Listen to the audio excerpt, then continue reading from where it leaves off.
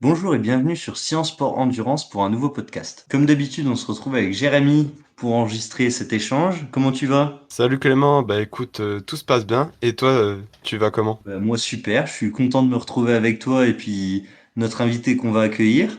C'est vraiment un super moment qu'on va passer puisqu'on est avec un trailer de haut niveau du Team Salomon. Donc Mathieu Blanchard qui a notamment fait 13e de l'UTMB en 2018 pour quasiment ses débuts sur la distance et également connu du grand public puisqu'il a participé à koh. On se retrouve tout de suite avec Mathieu.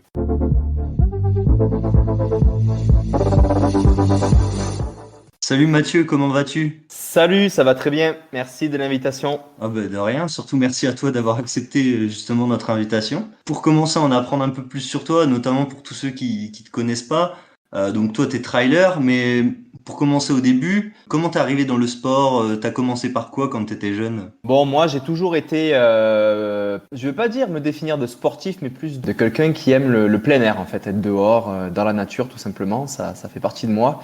J'ai grandi, il faut savoir que j'ai grandi dans les Antilles, en Guadeloupe, où mes parents avaient eu le fou projet d'aller y monter un club de plongée dans les années 80. Puis moi, j'ai démarré ma vie là-bas, donc des parents qui étaient très sport outdoor, rando, plongée, enfin voilà. Donc j'ai baigné là-dedans. Plus tard, lorsqu'on est rentré en métropole, alors si je me souviens bien, le premier sport que j'ai fait, c'est du judo pendant 5-6 ans. Ensuite, comme tous les petits garçons, vers l'âge de 10 ans, je me suis mis au foot. Voilà. J'ai fait ça pendant 4-5 ans. Ensuite, je me suis mis... Qu'est-ce que j'ai fait après le foot? Ah oui, je me suis mis au BMX. Le BMX, course, je fais de la compétition pendant 7 ans. Et en parallèle, je passais mes diplômes de plongée sous-marine. Donc, je suis devenu moniteur de plongée. Ensuite, il y a eu les études d'école d'ingénieur. Donc là, le sport a un petit peu disparu de ma vie à ce moment-là, parce que c'est le moment en général où on quitte le domicile familial. Voilà, on commence à voler de nos propres ailes. Et puis donc là, je pense que j'ai un petit peu plus profité des amis et des fêtes que du sport et du plein air. Et puis en fait, la course à pied est venue à moi un peu de manière par hasard.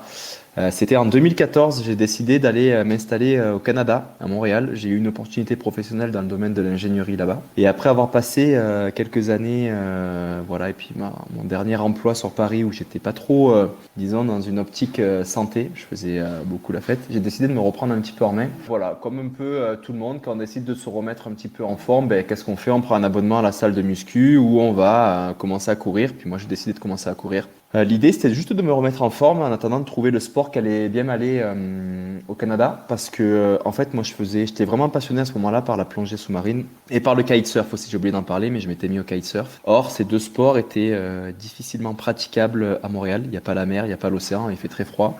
Donc, voilà, j'attendais de trouver le sport idéal. Et finalement, ben, malgré moi, la course à pied, j'en suis tombé amoureux. C'est devenu une passion. Ça a commencé par 2-3 années de course sur route parce que je ne savais même pas que ça existait, les courses de trail, les courses en sentier comme ils appellent au Québec. Et donc après j'ai découvert vers 2016 la course de trail, 2017 les ultra trails. Et puis voilà, je me suis tellement passionné par ce sport que j'ai aujourd'hui dévoué ma vie et puis toute ma vie tourne autour de ça à travers le sport de haut niveau, puisque voilà, je suis coureur élite et je fais aussi du coaching dans ce domaine-là. Et puis je travaille aussi avec la clinique du coureur qui travaille dans le domaine de la course à pied. Donc voilà, on peut dire que ma vie gravite beaucoup autour de ce point central qui est la course à pied. Ouais, non, mais c'est intéressant de voir que toi aussi t'as commencé par le judo parce que, bah, notamment notre dernier podcast qu'on a publié la semaine dernière avec Hélène Lefebvre, une rameuse, elle aussi a commencé par le judo et puis d'autres aussi avec qui on a pu échanger. C'est un sport qui revient beaucoup chez les enfants. C'est un sport de valeur pour moi, le judo. Ce que j'en retiens aujourd'hui, c'est que j'étais un petit garçon qui était très turbulent, malgré que j'avais des parents qui sont assez stricts, surtout mon père. C'est pas forcément parce que tu as une éducation stricte que tu vas être un enfant modèle, on va dire. Moi, j'étais assez turbulent, j'étais tout le temps collé et viré à l'école, au primaire, là, et le judo, en fait, t'inculque des valeurs très fortes de respect et puis voilà, de combativité. Et puis c'est des valeurs qui te marquent, je pense. Et puis c'est ce que je retiens du judo. Je pense que ça donne des bonnes fondations de bonnes valeurs dans le domaine du sport. Donc c'est surtout ça que je retiens de cette activité-là. Ouais, c'est une super activité, un peu comme tous les sports de combat, il y a de très bonnes valeurs à prendre et même dans d'autres sports en général. Et ce qu'on retient aussi souvent, c'est que les sportifs de haut niveau, ce qu'on remarque, c'est qu'ils pratiquent énormément de sports différents étant jeunes et pour au final peut-être arriver un peu plus tard sur leur sport de prédilection et performer du coup sur celui-ci. Je voulais juste rebondir sur le fait qu'effectivement, on remarque que, en général, les petits garçons et les petites filles, entre 5 et 15 ans, voire même 20 ans, hein, on essaye plein de sports et puis ça prend du temps pour trouver le sport de passion parce que souvent, ce qui se passe aussi, c'est que le sport qu'on va faire tout petit, ben, c'est pour faire pareil que les copains ou c'est parce que les parents ont eux-mêmes une passion déjà prédéfinie et ils veulent qu'on fasse pareil qu'eux. Et finalement, ben, c'est en essayant plein de sports qu'on finit par tomber sur le sport de passion. Et puis ça, je crois que c'est un peu comme l'amour, là. Tu peux pas le prévoir à l'avance, tu tombes dessus, c'est le coup de foudre. Et puis tu le sais au fond de toi que c'est ça qui te plaît et dans lequel tu veux te développer après. Ouais, exactement, j'aurais pas pu te dire mieux. Et du coup, par rapport au sport de haut niveau, c'est à quel moment de ta vie que tu t'es dit, bon, ok, là, je vais me professionnaliser dans le sport, j'ai atteint un niveau qui le permet? Ça a été un très long cheminement. Ça a pris plusieurs mois, voire en 2017. J'ai commencé ça en 2017, puis c'est vraiment en 2019 que j'ai décidé 2 ans plus tard, j'ai décidé de décrocher l'ingénierie pour me focuser sur ça à 100%.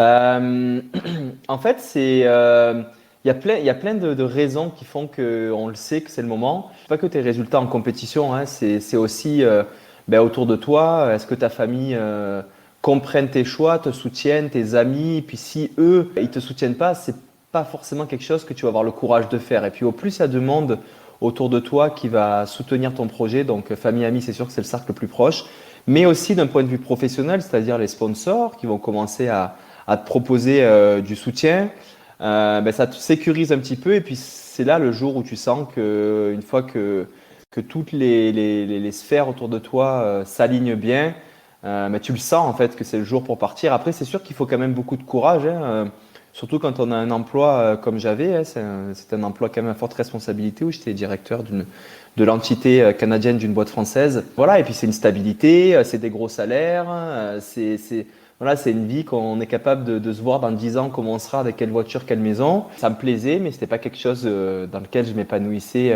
complètement. Donc j'ai décidé de partir. Et je pense que pour répondre à ta question de manière précise, ça s'est arrivé, en fait, c'est en décembre 2018, pendant les fêtes de Noël en famille. Voilà, j'ai fait le choix de quitter. Quand je suis revenu en janvier 2019, je suis allé voir mon patron du bureau d'ingénierie et je lui ai dit, ben, j'arrête aujourd'hui. Voilà, je pars sur une autre aventure qui est un petit peu plus précaire, un peu plus instable, mais c'est ce qui me passionne et puis je vais l'essayer. Et là, ben, en 2021, 2 ans et demi plus tard, ben, je regrette absolument pas mon choix. Je suis super heureux. Je crois que j'ai jamais été aussi heureux qu'en ce moment. Et puis voilà, c'est comme ça que ça s'est passé. J'ai eu de la chance aussi. Il y a de la chance aussi, c'est de rencontrer les bonnes personnes au bon moment, je pense. Et j'ai eu la chance de me retrouver dans un stage, dans un camp de Salomon. Ils appelaient ça le Salomon Ultra Trail Running Academy. C'était une sorte d'académie où ils faisaient venir quelques jeunes qui n'avaient pas forcément déjà beaucoup de résultats, mais qui avaient un certain potentiel et une certaine personnalité. Puis j'avais été invité là aux États-Unis et la semaine s'était super bien passée pour moi, puisqu'à la fin de la semaine, ils m'avaient proposé un contrat de sponsoring. C'était en mars 2017, ça. Et c'est là que l'aventure a vraiment démarré parce qu'après j'ai intégré la team et puis je me suis développé. J'ai commencé à faire de bons résultats. D'autres marques se sont intéressées à ce que je faisais. Et puis voilà, un jour j'ai senti que j'avais assez de soutien pour pouvoir me lancer là-dedans. Ouais, et justement, par rapport à tes performances, t'as vu faire des résultats sur du plutôt court, 40, sur du 40-50 km, sur des ultras.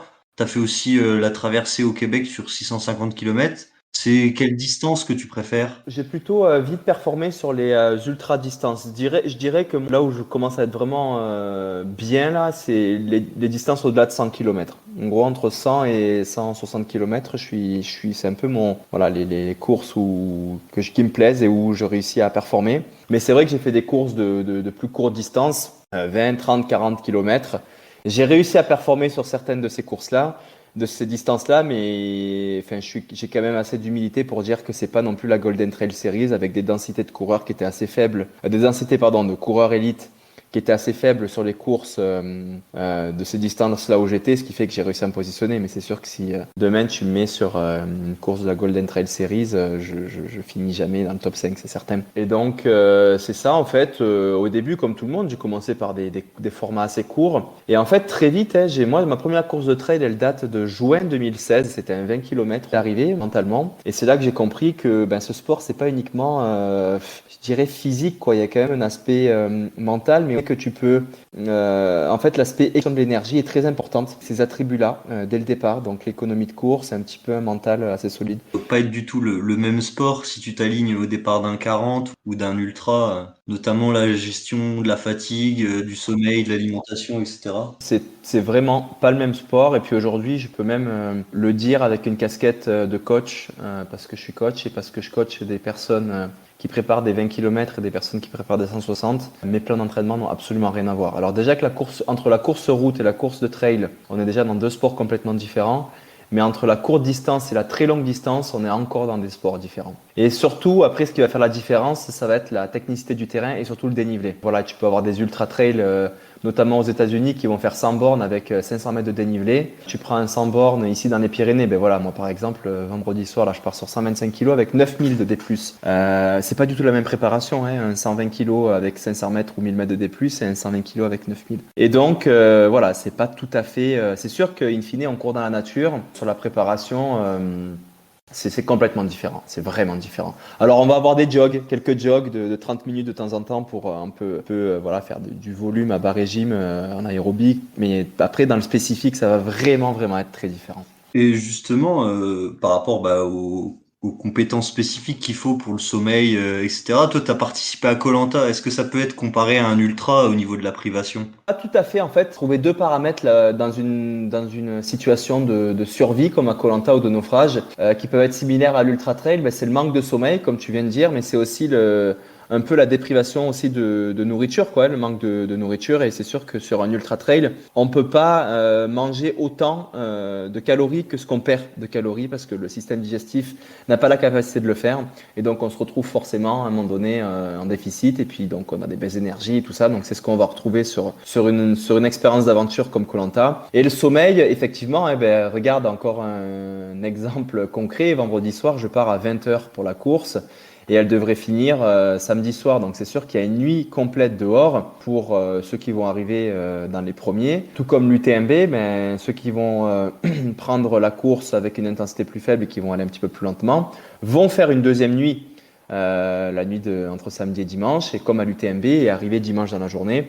Et donc là, on se retrouve vraiment dans une situation de très forte déprivation de sommeil et on va retrouver les mêmes sensations et symptômes qu'on peut avoir à koh, c'est-à-dire des petites hallucinations, des baisses d'énergie, on est à fleur de peau. Alors ça, c'est vraiment très flagrant. On est très à fleur de peau quand on est en déprivation de sommeil au niveau émotionnel, c'est-à-dire que quelque chose qui va être drôle, en général il n'y arrive pas trop de trucs trop drôles en bord de sentier, mais ça peut arriver quand même, va nous faire beaucoup plus rire et quelque chose qui va faire mal ou qui va être triste va nous faire pleurer rapidement et puis on se surprend à se dire mais pourquoi je suis en train de pleurer là alors que dans une situation normale je ne pleurerais pas pour ce que je suis en train de voir ou ce que je suis en train de penser. C'est des similitudes qu'on peut retrouver entre l'ultra trail et des situations de survie et de naufrage comme on peut vivre à koh. Et donc c'est peut-être aussi un avantage de faire ce type de sport d'ultra endurance pour ceux qui postulent et qui se retrouvent dans cette aventure-là. Il y a un petit avantage par rapport à ça de l'avoir déjà vécu. Après, sur koh, il te manquait quand même le sac avec les petites barres qui vont bien pour quand t'avais faim. Exact, ouais, exact. Nous, on a la chance dans les ultra trails quand on perd des calories, on n'a plus faim, il y a les petites barres dans le sac. Ou les ravitaillements à tous les 10 km où on va retrouver tout un tas de barres, de gel, de jus, de tout ce qu'on veut pour se rassasier. Mais comme je disais auparavant, c'est quand même difficile de compenser, donc on est quand même toujours en déficit. C'est assez délicat, il faut trouver la meilleure stratégie nutritionnelle pour justement en rentrer le plus de calories sur une course. Ça s'entraîne aussi, il y a quand même des techniques qu'il faut savoir que tout le monde ne connaît pas, des conseils, mais après il faut le pratiquer aussi parce que notre corps dans une situation quotidienne de vie où on fait 3 repas par jour, matin, midi et soir, le corps est conditionné à ça, le système digestif est conditionné à ça. Et quand on se retrouve sur un ultra avec le sang qui se retrouve dans les jambes, qui n'alimente plus le système digestif, et qu'en plus on doit manger à toutes les 20 minutes, des trucs super sucrés, bon ben là en général le corps dit mais qu'est-ce que tu es en train de faire et puis ça va faire des douleurs gastriques et c'est pour ça que il faut s'entraîner aussi à ça. Ouais, exactement.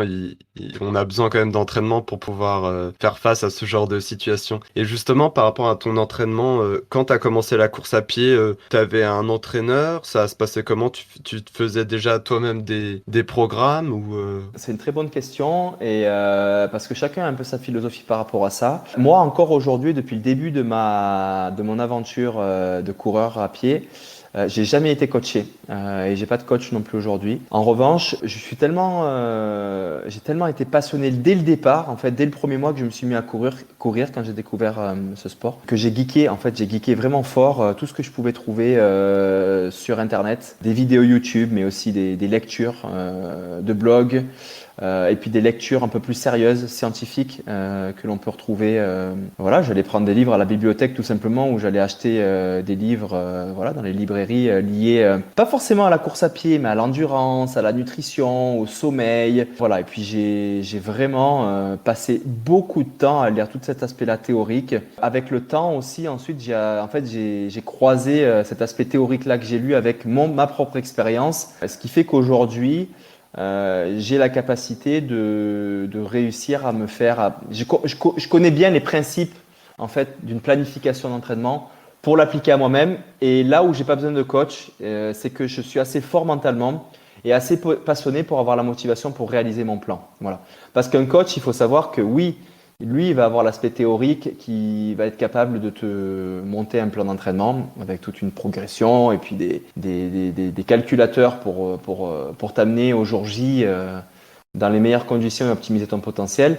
Mais un coach, surtout, ce qu'il va faire, c'est qu'il va te motiver, va faire de la préparation mentale, va casser tes doutes, va t'encourager, parce que peut-être que tu n'as pas forcément la motivation à 3000% pour faire tout ce qu'il te propose. Sauf que moi, je suis tellement passionné, je suis tellement motivé qu'aujourd'hui, je suis capable de le faire tout seul. Puis ça marche bien, voilà, jusqu'à maintenant, ça marche bien. Donc c'est pour ça que j'ai pas forcément encore, je me suis pas forcément associé à un coach. Je sens que je progresse à tous les jours, encore actuellement. Je me sens toujours meilleur aujourd'hui que hier, et donc c'est pour ça que je continue dans cette optique-là. tu t'es auto-formé sur le sujet de la course à pied et de l'entraînement? Il y a de grands principes à respecter, hein, ils sont pas très compliqués. Une fois que tu les connais et puis que tu croises avec la science en général, voilà, ça fonctionne bien. Même s'il y a après, il y a toujours de l'individualisation à faire parce que chaque personne est différente. Voilà, on finit par trouver le bon équilibre en touchant un petit peu les curseurs. Et je crois que pour moi, je l'ai trouvé aujourd'hui et ça fonctionne très bien comme ça. Et par rapport à ta casquette de coach, pareil, c'est par rapport à une auto-formation ou t'as réalisé des formations pour entraîner? Pour devenir coach, en fait, c'est que j'ai tellement lu de littérature que j'ai vraiment, je pense qu'aujourd'hui, j'ai quand même un niveau de connaissance. Alors, c'est pas moi le scientifique, hein, j'ai jamais fait d'études scientifiques, mais j'ai lu les études des autres.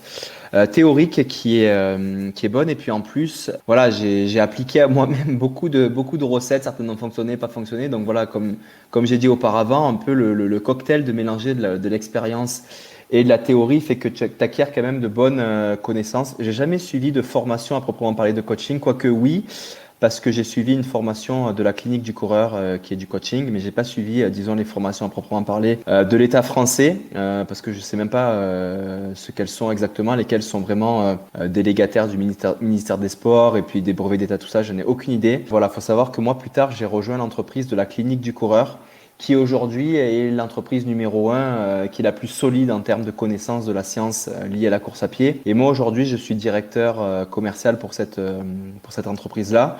Et donc, je gravite tous les jours dans la science et dans les nouvelles études qui sont faites au jour le jour. Et donc, en plus d'avoir des connaissances de base que j'avais apprises dans ma littérature auparavant, j'ai des mises à jour tous les jours, des nouvelles études qui sont faites liées à la course à pied sur tous les domaines.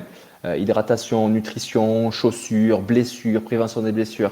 Et donc, voilà, j'ai aussi suivi le cours 1.7 de la clinique du coureur qui est lié au coaching.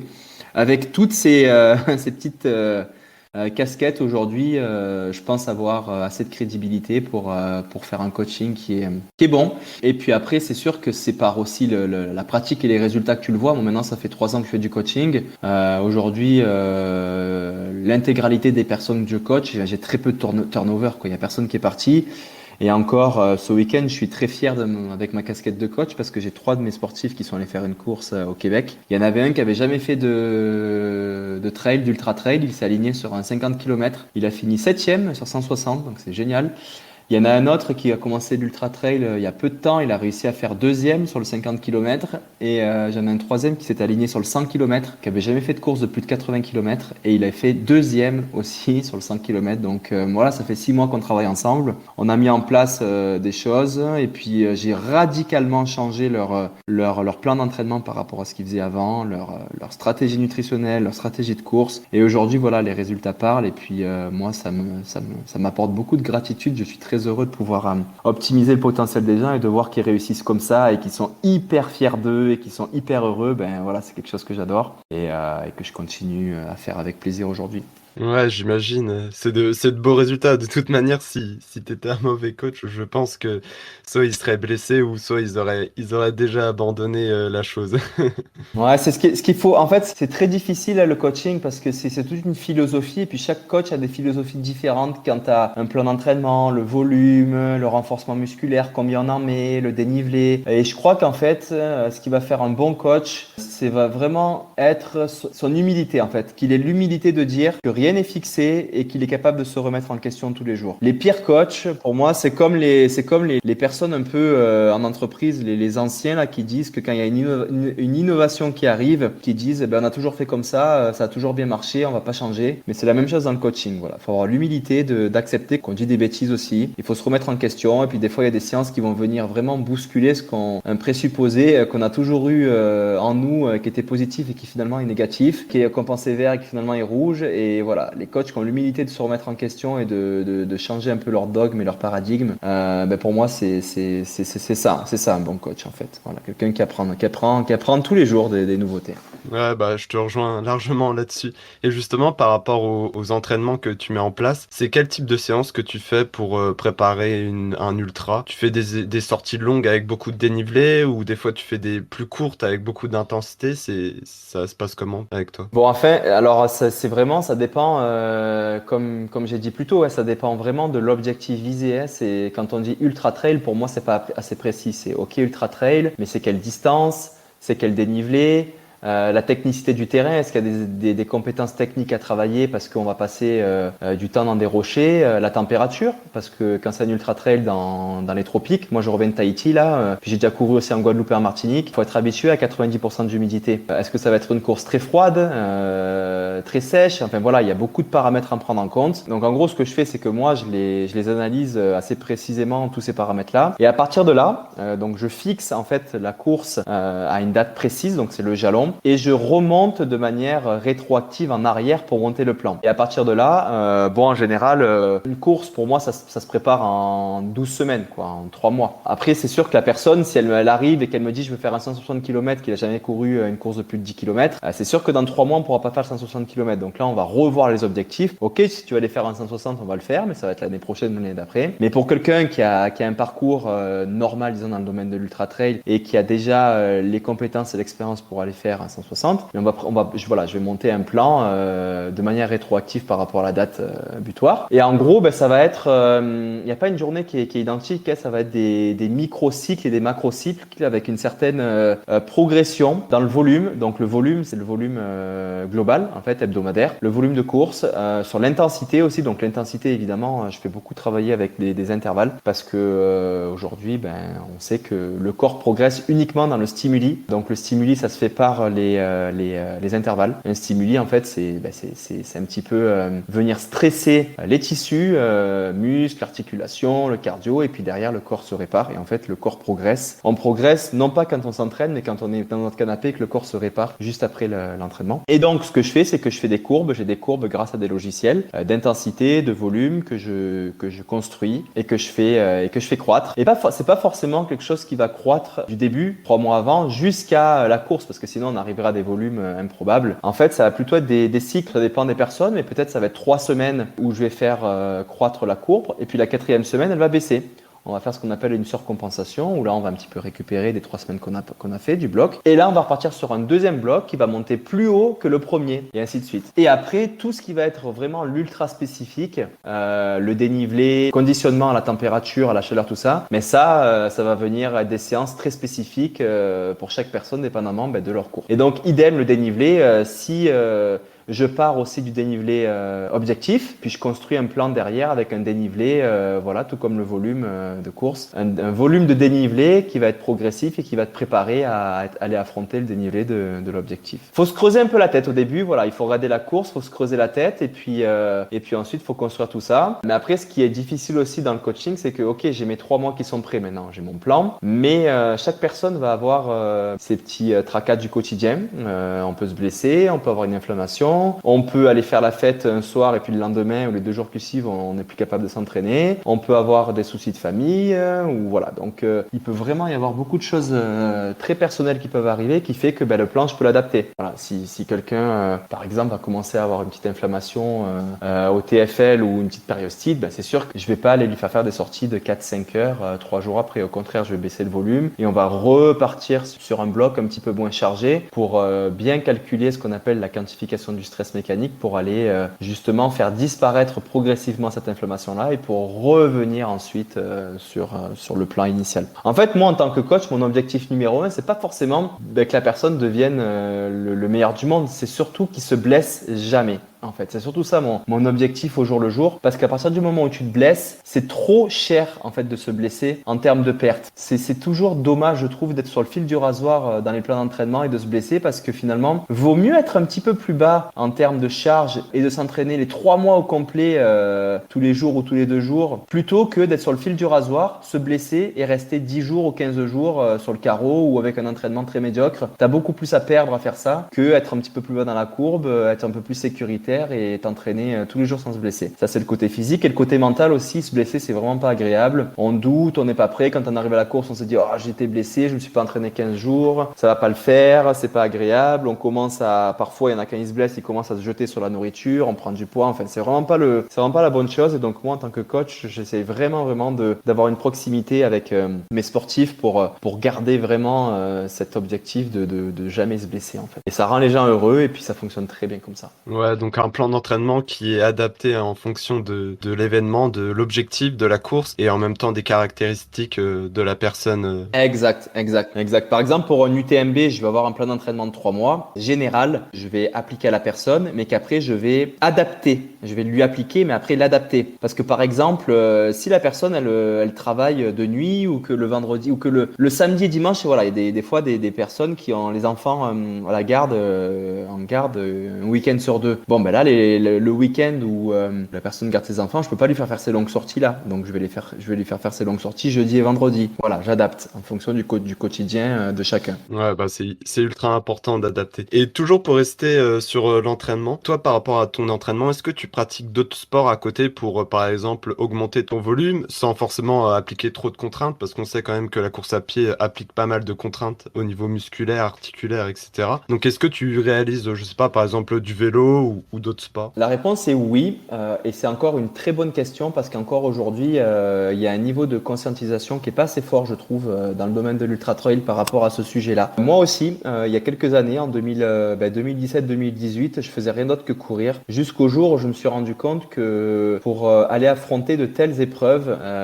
sur des heures aussi longues, là on parle de 10, 15, 20 heures d'effort, en fait, je me suis rendu compte qu'avec l'expérience, que c'était totalement impossible d'aller faire le volume horaire d'entraînement adéquat pour affronter l'épreuve uniquement sur la course à pied. Il n'y a aucun humain qui peut faire ça, à part des robots ou Robocop peut faire ça, mais un humain ne peut pas faire ça. Oui, faut, en fait, c'est même la réponse, c'est obligatoire là d'ajouter des sports à côté pour le domaine de l'ultra trail. Disons, je dirais qu'à partir d'une distance on va pas parler de distance parce que moi, dans ma philosophie de course, je parle pas de distance, je parle vraiment que en temps. Mais disons, à partir de 10 heures d'effort, un objectif de 10 heures d'effort, ouais, il faut ajouter des sports. Moi, personnellement, je prêche vraiment le vélo parce que le vélo permet de faire du volume aérobique facilement. Tout le monde sait faire du vélo, c'est agréable. On stresse pas nos membres inférieurs, tout comme la course peut stresser ou d'autres sports aussi. Hein. Des fois, on peut se dire, je vais faire d'autres sports à côté, je vais aller faire du tennis par exemple. Mais non, parce que que le tennis, ça va stresser beaucoup les membres inférieurs, aussi le cadre inférieur, donc c'est pas forcément le bon volume en plus à faire. Mais le vélo, c'est super. La natation aussi, c'est bien pour faire du volume aérobique, mais la natation, ça reste que c'est un sport qui est assez ingrat, je trouve, parce que c'est difficile techniquement. On se fatigue vite dans l'eau. En fait, si on n'a pas commencé la natation assez jeune, je me rends compte que c'est quand même un sport qui est difficile. Ça peut être quelque chose de très bon pour ceux qui ont aussi l'environnement, la mer ou une piscine proche pour aller nager. Et sinon, le deuxième sport, je dirais, qui est pas vraiment un sport, quoique ça reste du sport, mais c'est le renforcement musculaire en fait. La préparation, c'est ce que j'appelle la préparation physique générale ou spécifique, parce qu'on peut faire tout un tas de mouvements dans une salle de muscu ou à la maison qui vont être plus ou moins spécifiques à la course à pied. Et aujourd'hui, c'est quelque chose qui est très très très important pour moi et que j'inculque aussi à mon entourage et aux personnes que je coach. Donc tout le monde aujourd'hui que je coach a des séances de vélo et a beaucoup de séances de préparation physique aussi. Ce qui se passe aussi, c'est que la course à pied ne va pas forcément être suffisante pour aller donner assez de force à certains muscles. Donc tu es obligé de travailler à côté ces muscles-là pour les préparer à aller affronter de tels dénivelés. Et je rajouterais même l'aviron. Moi, je prêche pour ma paroisse, on va dire.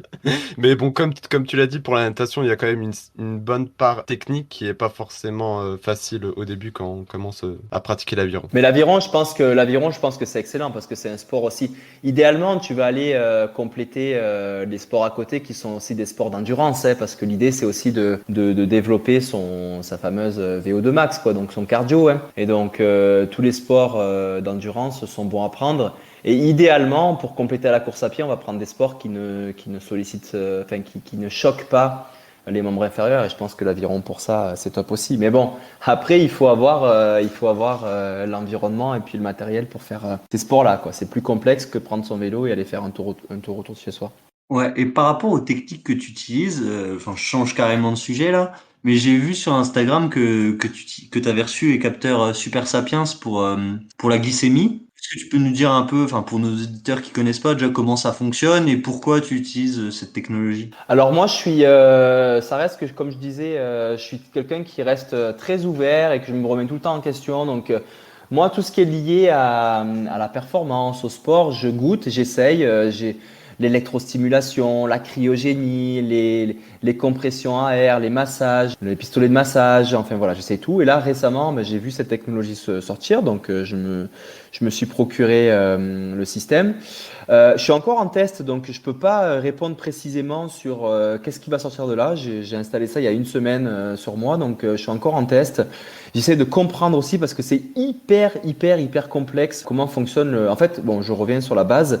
À la base, c'est une technologie qui est utilisée par les diabétiques. En gros, c'est un capteur, c'est une petite aiguille qui est plantée dans.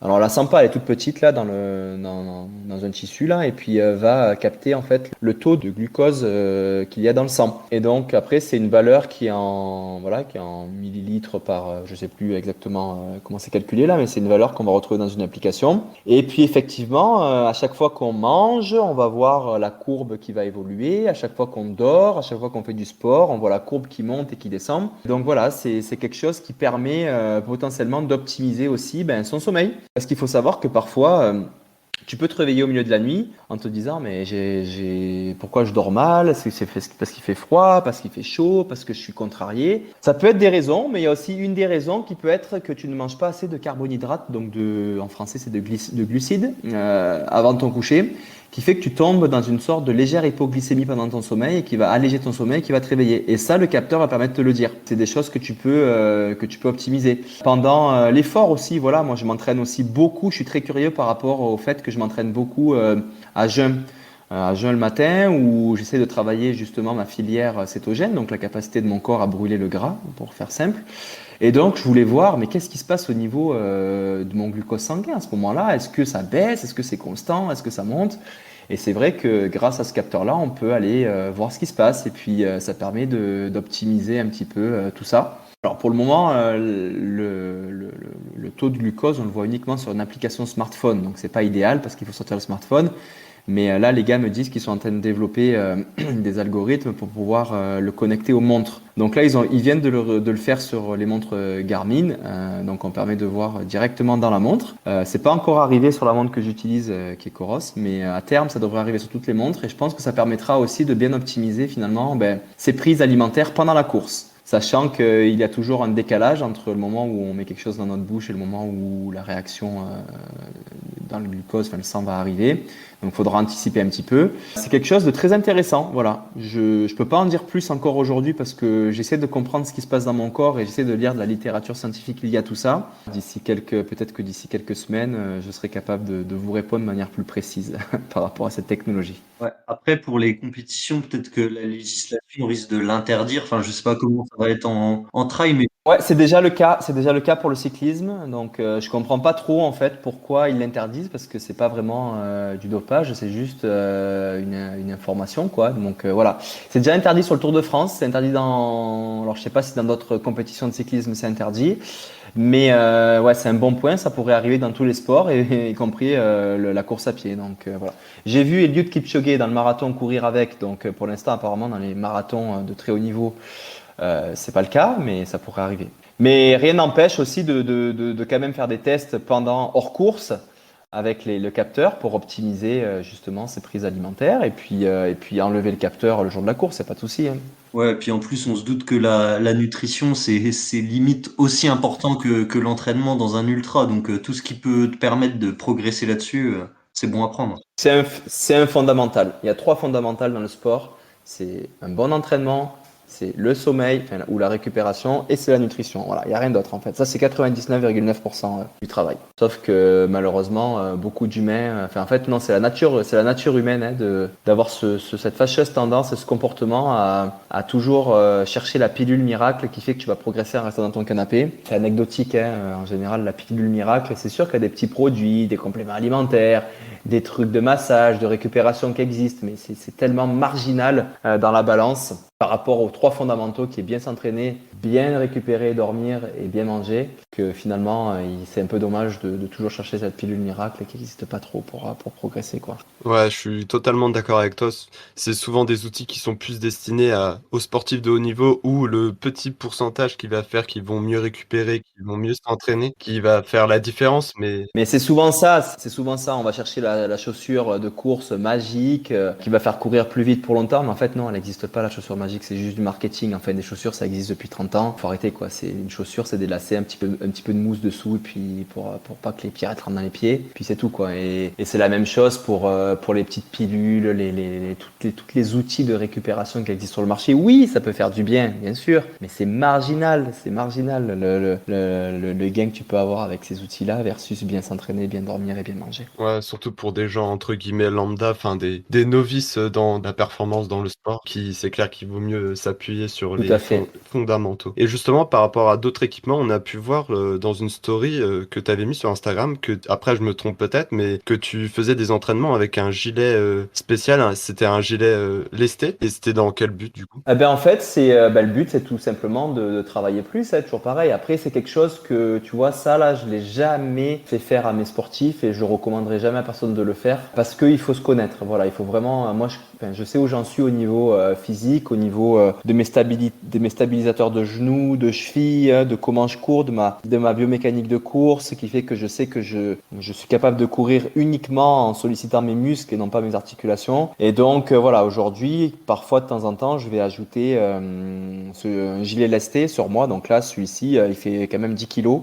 Et puis, en fait, c'est tout simplement logique. Hein, si je suis capable de m'entraîner, de grimper, de descendre rapidement avec 10 kilos, quand je vais l'enlever, je vais courir beaucoup plus vite en montée, beaucoup plus vite en descente. C'est exactement la même chose que quand tu perds du poids. Voilà. Après aussi, c'est dans une optique d'optimiser un peu mon temps. Quand j'ai la possibilité d'avoir beaucoup de temps de faire du dénivelé, je vais pas utiliser ce type d'éléments. Mais là, il s'avère que j'ai passé 1 mois et demi en Polynésie, à Tahiti, dans des atolls qui sont tout plats, il n'y a pas une montagne. Et donc, lorsque j'ai commencé mon plan d'entraînement pour le Trail sans Andorra, là, auquel je vais participer ce week-end, il me restait que 3 semaines. Hein, donc voilà, j'ai dû optimiser un petit peu mon temps en faisant des sorties avec du fort dénivelé, avec ce gilet, ce qui fait que voilà, faire 1000 mètres de dénivelé avec le gilet, je sais pas exactement l'équivalent, mais c'est comme si j'étais allé faire 2000 sans le gilet. Je connais pas exactement les équivalences, mais c'est sûr que quand je reviens à la maison, j'ai la sensation dans les jambes d'avoir fait 2000 plutôt que 1000. Voilà, donc c'est aussi dans une optique d'optimisation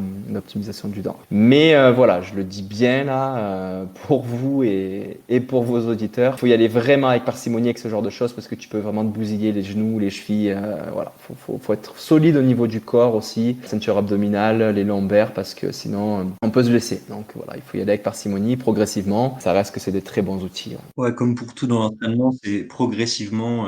Et justement, pour passer un peu à une autre petite partie, donc tu as pu faire des courses partout dans le monde. C'est quoi la plus belle pour toi? Oh là là, la question à 1 million de dollars. Dis-nous un peu les pays où tu as été déjà. Ouais, j'en ai beaucoup fait parce que je fais un peu des saisons internationales. C'est pas forcément la beauté des paysages, c'est aussi l'expérience que tu vas vivre, hein. C'est sûr que mon premier UTMB en août 2018 m'a beaucoup marqué parce que c'était mon premier UTMB, c'est le grand rendez-vous du trail et ça reste que c'est fort là ce qu'on vit là-bas là de se retrouver dans c'est comme une étape du Tour de France mais version trail avec beaucoup de monde, beaucoup d'énergie, enfin c'est assez génial. Et là en fait ce qui s'était passé c'est que vous avez peut-être vu passer un film La Balance là que j'ai partagé il n'y a pas si longtemps. J'avais mon petit frère qui avait eu un accident de voiture, une voiture qui l'a frappé, lui il était un scooter. Il a perdu sa jambe et puis on s'était beaucoup motivé lui et moi par rapport à cette course, lui parce que je lui avais dit de venir me ravitailler avec sa prothèse, fallait monter un petit peu et courir avec moi en fait à l'arrivée à la ligne à l'arche d'arrivée. Et donc moi ça me motivait aussi de m'entraîner parce que je me disais ok il faut que j'aille au bout de la course pour montrer à mon frère qu'il faut se battre dans la vie tout ça. Et puis il m'attendait à l'arrivée tout ça donc ça a été quand même quelque chose qui m'a beaucoup marqué émotionnellement. J'en ai même pleuré donc cet UTMB m'a marqué. Ensuite il y a une course qui m'a pas mal marqué aussi, c'est une course au Guatemala, l'Ultra Trail Guatemala. C'était un 100 km et 6000 de D+. Et ça m'a marqué parce qu'on montait 3 volcans et le deuxième volcan en fait il était en activité et je n'étais jamais monté sur un volcan en activité. Il crachait littéralement de la lave en permanence et c'était assez impressionnant. Et je me souviens de ce moment où j'étais sur une des arêtes du volcan. Bon, il crachait de l'autre côté, hein, c'était quand même assez safe. Et c'était le lever du soleil au moment où je suis arrivé sur l'arête et je voyais des jets de lave. Le volcan crachait des pierres. En fait, ça faisait comme un tonnerre à chaque fois qu'il crachait une pierre, mais la pierre, elle fait la taille d'une voiture ou d'un camion. Hein, elle l'envoie. Et le volcan, il envoie ça à des centaines de mètres en hauteur. Et à ce moment-là, en fait, tout autour de moi, à 360 degrés, je voyais un peu la ligne d'horizon et le soleil se levait. Donc je voyais le cratère rouge au milieu avec une ligne rouge autour de moi de lever de soleil. Et là en fait je me suis carrément arrêté parce que j'étais ébahi par ce qui se passait. Je me sentais plus trop sur la planète Terre, je savais plus trop où j'étais. Je me sentais minuscule par rapport à ce volcan qui avait tant d'énergie. Et c'est quelque chose qui m'a marqué, c'était vraiment fort ce moment et j'ai adoré cette course pour ça. J'ai tellement fait des courses. J'adore aussi, là j'en reviens, hein, la course en Polynésie. Faut savoir que la Polynésie, là, c'est vraiment des îles qui sont paumé au milieu du Pacifique. Tu peux pas faire plus éloigné que de tout du monde. Là, tu es vraiment au milieu du Pacifique, qui est le plus grand des océans. Et quand tu arrives en Polynésie, tu atterris, en fait, tu as une énergie là-bas qui s'appelle le mana, qui est assez forte, que tu peux ressentir, c'est assez sensible et que moi, personnellement, je ressens vraiment. Il y a un accueil et une générosité du peuple qui est assez incroyable. Tu te fais accueillir à l'aéroport avec des colliers de fleurs, tu repars avec des colliers de coquillages. Voilà. Et puis, il y a quand même c'est cet aspect-là de courir dans la jungle, il fait hyper chaud, c'est hyper humide, c'est hyper escarpé, tu dois limite des fois ouvrir avec une machette pour avancer dans la jungle. Tu arrives au sommet, tu te retournes, tu vois des lagons bleus avant, bleu turquoise. En fait, c'est vraiment, tu as l'impression de courir au paradis, entre l'enfer et le paradis, entre la jungle et les lagons. Et ça, c'est vraiment une course de cœur que j'ai aujourd'hui. Je pense que je vais en faire un rendez-vous annuel, y aller chaque année. En général, j'aime découvrir de nouvelles courses, mais il y a des courses qui me marquent tellement que j'ai envie d'y retourner, voilà, comme l'UTMB et comme le Xterra de Tahiti. Voilà, il y a tellement de courses. Je peux parler aussi du Maroc, aussi l'Ultra Trail Atlas Toubal. C'est une des seules courses que j'ai abandonnées. Je l'ai détestée, mais je l'ai adorée aussi en même temps parce que c'était un peu mon début de carrière, entre guillemets, là, parce que c'était un mois après l'UTMB en 2018, donc le moment où je me posais les questions sur ce que je devais faire de ma vie par rapport au trail. Et je suis arrivé là au Maroc, c'était un mois après l'UTMB. J'étais vraiment confiant parce que ça s'était bien passé à l'UTMB et tout s'était bien passé jusque-là. J'arrivais toujours à l'arrivée avec encore un petit peu d'énergie. En fait, j'avais vraiment confiance en moi. Je me prenais un peu pour un super-héros. Puis le Maroc m'a mis une énorme claque dans la face et m'a fait un petit peu retomber sur terre. Et je pense que ça a été une étape importante pour moi parce que ça m'a fait prendre conscience qu'il faut vraiment respecter la nature. Et elle peut être plus forte que nous. Et là, en l'occurrence, c'était l'altitude. Voilà, j'étais allé un petit peu au dernier moment en me disant mais l'altitude, ça m'affecte pas, y a pas de souci, tout ça. Et puis, il faut savoir qu'on court une 50aine de kilomètres sur des plateaux au-dessus de 3000 mètres d'altitude. Et en fait, j'ai subi un mal des montagnes là, qui s'appelle le mal aigu des montagnes. Et j'en ai vraiment souffert, là, c'était terrible, jusqu'à abandonner la course. Et voilà, c'est quelque chose qui m'a marqué, cette course-là. Je pense que j'ai pris une grosse dose d'humilité et ça a été très utile pour moi pour la suite de ma carrière. Donc j'ai détesté et adoré cette course pour ça par rapport aux leçons fortes que j'ai pu en tirer. Voilà, c'est ça le monde de l'ultra aussi, hein, c'est du positif, mais c'est aussi des moments très difficiles, mais qui vont être très forts d'enseignement. Pour la suite dans le sport, mais aussi pour la suite dans la vie en général, hein, parce que tous les enseignements qu'on en tire sont applicables au domaine familial, aux sphères amicales et au travail, tout ça. Et puis c'est ça, c'est une carrière internationale, ça bouge beaucoup. Guadeloupe, Martinique, j'ai couru au Canada, j'ai couru aux États-Unis, en France, en Espagne, je suis allé aux Açores, je suis allé aux Canaries il n'y a pas longtemps. Je suis allé en Nouvelle-Zélande faire une course. Et là, cette année, je vais aller aussi faire l'UTMB. Je vais aller faire le marathon des sables au Maroc. Je vais aller faire l'Ultra Trail Cape Town en Afrique du Sud. Donc voilà, c'est quand même sympa pour ça aussi ce sport. C'est pour le côté aventure et voyage qui est quand même extraordinaire. Ouais, de belles aventures, comme tu dis, de belles expériences, de belles courses. Et justement, tu as un peu répondu à la question que je voulais te poser. C'était quels sont tes prochains objectifs de course ou autres? Alors, j'ai déjà mis la table, mais donc là, ça va être le Trail Andorra ce week-end. Un bon 125 kg, 9000 de D+, dans des terrains très techniques. J'ai un petit peu peur, j'avoue. Habituellement, j'ai pas autant peur, mais j'ai peur. En fait, j'ai un petit peu de doute parce que j'ai pas fait le plan d'entraînement comme je l'aurais voulu. Je me sens très en forme, je suis pas blessé, donc voilà, quand même le feu est au vert. Mais comme j'ai pas eu les 3 mois qui ont précédé la course comme je l'aurais voulu, voilà, j'ai un petit doute, mais bon, ça devrait bien se passer. Ensuite, juillet-août, ça va être la grosse préparation UTMB. Il se peut que je m'arrête au Montreux Trail Festival en Suisse, en préparation de l'UTMB. Et ensuite, le gros objectif de l'année, c'est l'UTMB. Hein. Voilà, moi, j'ai pris de la bouteille depuis 2018. J'ai beaucoup progressé. J'ai beaucoup appris aussi sur la planification d'entraînement, sur la nutrition, sur le sommeil. Fait que le Mathieu UTMB 2021 est censé être plus fort que le Mathieu 2018. Et donc voilà, c'est toujours pareil. Après, quel est l'objectif? L'objectif pour moi va être d'améliorer mon temps, c'est certain, d'une heure ou deux. Après, le classement, on peut jamais savoir parce que ça dépend de la densité des coureurs qu'il y a sur place. Il faut savoir que cette année à l'UTMB, je pense qu'il va y avoir tout le gratin. Ça dépend aussi de ce qui va se passer au niveau météo, du taux d'abandon. Donc voilà, il y a tellement de choses qui peuvent arriver que c'est très difficile de se donner un objectif de classement. Mais c'est sûr qu'en termes de temps, je vais améliorer mon temps, ça c'est sûr. Après, le mois de septembre, on va un petit peu récupérer et préparer dès début octobre le marathon des sables. C'est une course que j'avais dans ma bucket list depuis longtemps, là, cette course de traverser une partie du Sahara là, pendant 250-300 bornes en autonomie semi-totale. En fait, ils nous fournissent juste des tentes berbères, mais toute la nourriture, le matériel, on doit l'avoir avec nous. Où on partage ce moment difficile avec les autres athlètes. On est tous à la même enseigne et je pense que ça va être vraiment fort et j'ai trop hâte de faire cette course.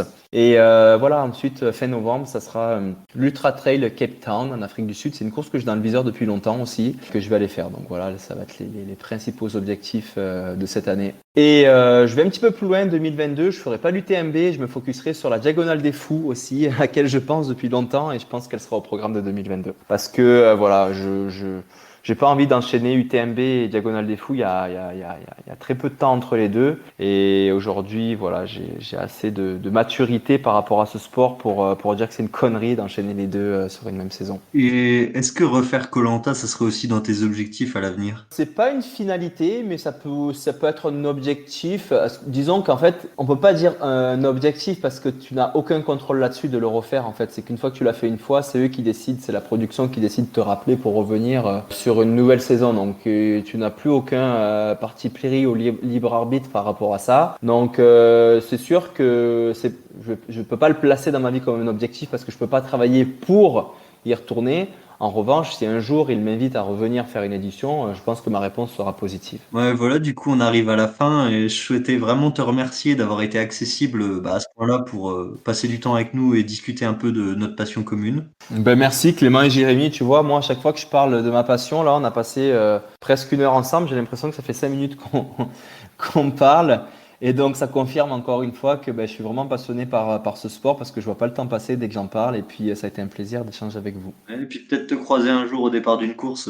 Eh ben, venez faire un tour. Est-ce que vous êtes sur l'une des courses de l'UTMB ou tout simplement en tant que spectateur? C'est vraiment un beau spectacle à voir et je vous recommande de venir dernier week-end du mois d'août pour ça. Ouais, je sais pas, Jérémy, si tu veux ajouter. Pour moi, c'est pas forcément un objectif d'y participer pour l'instant, mais ouais, pourquoi pas y aller pour voir. Ça doit être un super beau spectacle, comme tu le dis. Ouais, vraiment. Moi, je sais que les spectateurs, on passe toujours du bon temps. Et puis, en fait, ce qui est cool aussi comme expérience, c'est de trouver quelqu'un dans votre entourage, un ami, un coureur, qui cherche en fait une équipe un peu de support parce que ça peut avoir un impact très fort sur la réussite ou pas de l'objectif. Et donc, vivre l'expérience d'une course, et bien l'UTMB en particulier, parce que c'est bien organisé, en tant que crew, là, qu'équipe de soutien qui va venir un petit peu remonter le moral au ravitaillement, mais pas que, aussi apporter du matériel et de la nourriture. C'est une super expérience et puis je vous la recommande. Ouais, carrément. Bon, bah, on te remercie encore et sans doute à une prochaine fois. Super, merci à vous. Salut, et puis bonne soirée, et puis bonne course à toi pour ce week-end en Andorre. Merci, au revoir, messieurs. Salut. Merci aussi à tous ceux qui nous ont écoutés. Je vous rappelle que vous pouvez retrouver tous nos podcasts sur Apple Podcasts et Spotify et en vidéo sur YouTube et Instagram. Et pour les infographies sur les sciences du sport, c'est sur Instagram que ça se passe. Allez, salut et entraînez-vous.